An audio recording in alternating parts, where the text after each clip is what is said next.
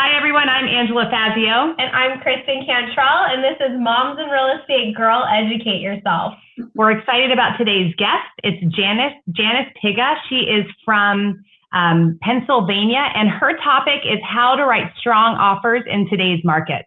So let's get started because this is a topic we all want to hear. That's a hot topic. Hey, Janice. Absolutely. Yeah, absolutely. I'm here to talk about 5 strategies that can really help you write a really strong offer in today's market with all those multiple offers out there. Before you do that, give us a little bit of background on yourself. Yeah, absolutely. So I'm originally from the Penn State area of Pennsylvania, so that will give people a good marker. I originally was a fitness specialist in my background, and then I went into higher education and worked in student activities for quite a while. And then once I had my son, I realized I couldn't work those late nights anymore and turned over to real estate. And I haven't looked back. It's been a great experience, life-changing. And I sold 35 homes my first year and just kept on running. So it's been a great experience. Yeah. Yes. And I've told you before, I mean, that is so impressive. That is really impressive. Yes. So wait, really quick. You were in charge of student activities, so you ran frat parties? That would be a fun job. No, I wouldn't. No. Well, just like an undergrad, I stayed away from the sororities and fraternities. I more ran all the activities surrounding that. So I did run the nightclub on campus. That was one of my responsibilities. But I was in charge of bringing musicians and comedians and all different types of activities for students to enjoy on campus. And I worked with the students and provided them the resources so they can run those activities themselves and create, endless possibilities for everybody to enjoy. Well, that's awesome. So we're really excited. You're obviously a smart woman, and we can't wait to hear your tips. So let's get us started. I can't even talk. I don't know. So let's hear, what are your 5 tips? Yeah, absolutely. So I think number 1 on the list, I'm going to go through 5. Number 1 is being prepared. So in this market, I think we have to remind our clients that we have to be very strong buyers and be very prepared in this market. So being prepared is meaning bringing that pre-approval first before we go house hunting. So I know a lot of buyers out there want to go house hunting before I get pre-approved and know where I stand. No, you want to get pre-approved first, then start to look for those homes and then be prepared.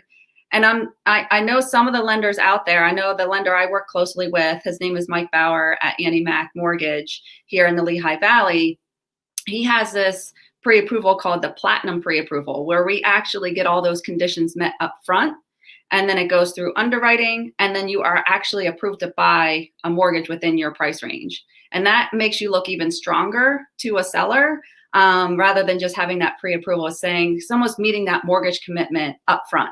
So that's a really good strategy to have in this multiple. I love the name of it, Platinum Pre-Approval. Platinum. Well, and I recently was told by an agent that their lender does a pre-qualified video for the buyer.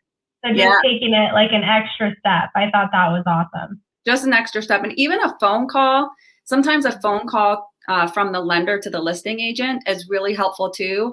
I know my lender has done that in the past, just verifying that all the information that he is giving is true and that they are really strong buyers. That can really help in this multiple offer situation as well. So yes, absolutely. Number 1, be prepared. Number 2, I want to do the numbers 2. Number 2 is be experienced. Be knowledgeable and be experienced. I know as a new agent, this is really tough because you're a new agent. So it's really hard to be knowledgeable right up front. But one of the best ways to become knowledgeable in this market is just go out there and sink yourself into it. So start researching all the sold properties in the area that your client is looking in. If there's not many sold properties in that area, expand that search a little bit and look outside. Just really understand the market to help your client know what kind of offer to put together. So with that, also communicate effectively and with proficiency.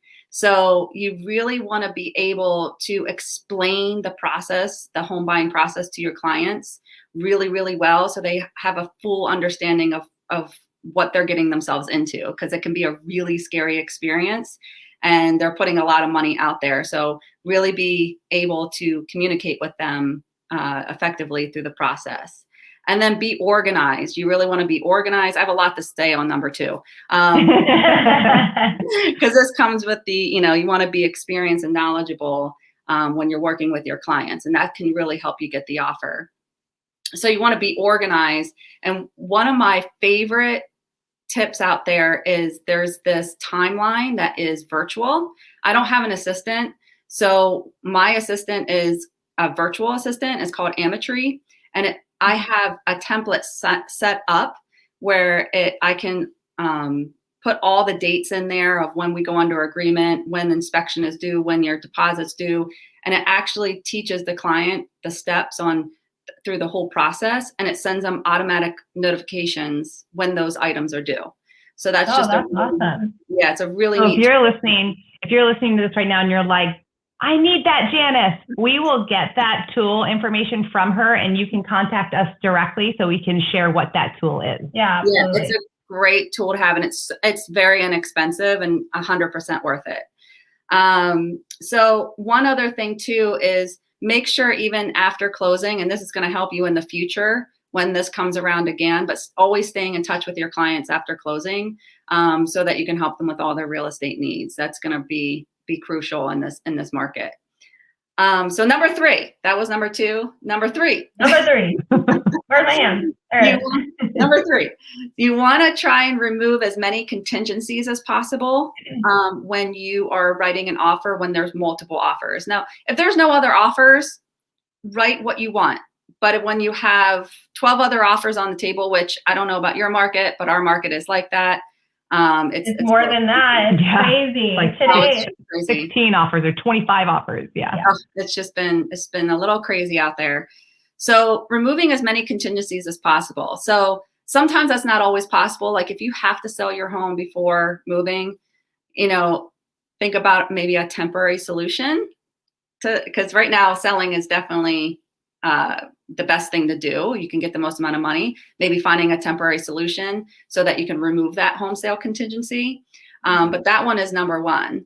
A lot of realtors try to talk their clients into removing that inspection contingency, and that can be really scary. So one thing that I've been offering to my clients is inspectors out there, they're not as busy because we are removing those inspection contingencies. So they might want extra work. Bring your inspector along to your showings. Maybe pay him a couple extra dollars. Come along to my showing. Maybe go on a second showing if you can. Bring that inspector along. Walk through the house. That way you feel a little bit more comfortable removing that contingency if you can. So inspection contingency. Another one that a lot of people don't know about is if your lender does this, I know my lender does, is if you're putting more than 20% down, you might be able to do an appraisal waiver at the very beginning with your offer. So you want to check with your lender, but your lender can go through, say, Annie Mac and say, hey, my client is putting 20% down. Here's the price that they're putting in. Here are the taxes. Can we do an appraisal waiver? And Annie Mac will say, okay. And that way you feel better that Annie Mac is saying, okay, we can remove this appraisal contingency, and that makes your offer look even stronger. So as many, that's a good one. Yeah, as many contingencies as you can. That one, I find when I tell clients, they're like, whoa, I didn't know we could do that. Absolutely. You have to feel comfortable doing that. But the mortgage company is the one saying, yes, we can. So it's a really nice tool to have in your back pocket if you can do it. All right, number 4. Number 4. We're almost there. Number 4. One day, the camera's like right in front of us. Number 4, extra fees. Pay extra fees that might not relate to your appraisal contingency. So transfer tax. So in the state of Pennsylvania, depending on where you live, where I am in Lehigh Valley, we have a 2% transfer tax in the state of Pennsylvania. The buyer pays 1. The buyer pays 1, and then the seller pays 1% at closing. So offer to pay that transfer tax for the seller. And even if you need that appraisal contingency, that transfer tax won't affect that appraisal contingency. So it's just extra money in that seller's pocket. Another thing to offer is maybe pay part of the commission. You really want the house? Is it worth an extra $5,000 out of your pocket to get that house? Again, not going to affect the appraisal contingency. And then also it puts a little extra money in the seller's pocket and it gets you that house. So think of those other items that don't affect that appraisal, but might be a little bit more motivating for the seller to accept that offer. So that was number 4. And then finally, I haven't talked about it yet, price. So number 5, you're like, when is she going to talk about it? Save the best for last. You gotta save the best for last. Save the best for last, because price is not always going to win the house. And remember too, as a seller's listing agent, I just had this last night because I just had multiple offers on a listing last night. They chose the highest offer, but it was not the best offer. So price is not always going to be your best offer. And we actually went back to an offer that gave a really good overall offer, but their price was a little lower. I just went back to that client or back to that buyer's agent and said, hey, can you come up $5,000? And they did. And so we got the best offer overall, just asked for a little bit more money. So with price, not all states can do it, but the escalation clause. Yeah. So escalation clause, think of it like bidding on something on eBay. You put in your max offer, but you start where you feel comfortable. And it just keeps creeping up over the competing offer until you reach your max. Once you reach your max, you're out. So escalation clause is a really good way to start where you feel comfortable, but you're willing to go to that max. But if you're all in on this property, put it all in, you know, and if you're putting 20% down, check to see if you can waive that appraisal up front. That's really going to win that house. But I would say with price, check with your lender to make sure where your clients feel the most comfortable. And because you don't want to start at your max, you might want to start $20,000 below your max looking at houses, so you can go up $20,000 in your offer. So that's it. So those are my 5. Are awesome. Yeah, I love that. Really were. I'm going to add one more because you made me remember something. Sure. Is when you're talking with your buyers, you were like, hey, remove obstacles, right? The other thing is to make your buyers understand that this is a stressful process. And when you go through the lending process, they're going to ask you for a lot of paperwork, and they're going to ask you for paperwork all along the way. Yeah. So just know that it's inconvenient, because I've had buyers in the past that they get excited, but then they get aggravated because they have to do all of this paperwork. They don't understand why they have to give all this stuff, and they kind of lose heart a little bit in the process. Yeah. But you can also just, when you tell them about the process, you get to tell them about that part too. Yes. Yeah, absolutely. I know for a fact that people are going to love this episode. So thank you so much for being willing to share those awesome tips and tricks. Yeah, that was so awesome. How about some advice from ask her for some advice? We have 1 minute, so a little over 1 minute. So if you had a piece of advice for an agent that's just struggling because they keep getting beat out when they're putting in offers, what little piece of advice would you give them? Be patient, because sometimes, like, I'm giving you 5 strategies that will work, but sometimes our clients are not willing to do all those 5 strategies. Some clients are. Like, I had one client that saw the house of his dreams and he went all in with every single one of these, but not everybody will be willing to do that. So really be diligent about educating your clients on all these items. And then when they feel like they're ready and they find that dream home, they're going to go all in. So just be patient. I know it's a really tough market, but be patient and know that you will find the right house for your clients. Great advice. Well, awesome. Thank you so much for coming on Girl Educate Yourself. And you're welcome. Yeah, we look forward to seeing you again soon. Yeah, absolutely. Anytime. And feel free. You can find me on Instagram at Janice Pigga _real estate. And any questions you have, feel free to reach out. Yes, absolutely. Awesome. Thank you so much. Yeah, see you absolutely. guys.